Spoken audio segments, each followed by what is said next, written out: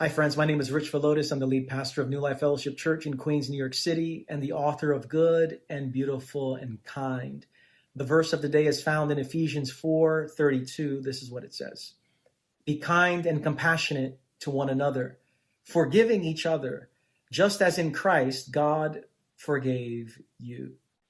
There are some words that when we hear it cause an immediate reaction, sometimes positive, sometimes negative. Forgiveness is one of those words. Paul says that we are called to be kind and compassionate to one another, to forgive each other just as God in Christ did to us. And here's some things that we have to note about forgiveness. First of all, forgiveness doesn't mean forgetting what someone has done. Forgiveness doesn't mean that there are no consequences to what others have done. Forgiveness doesn't mean that we don't feel the pain of grief. Forgiveness doesn't mean that there's a reconciliation of relationship necessarily. Forgiveness doesn't mean that things will always be like they once were before.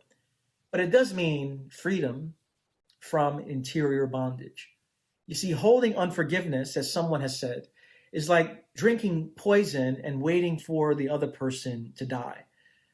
When we forgive, we might not feel it immediately, but we are actually being set free.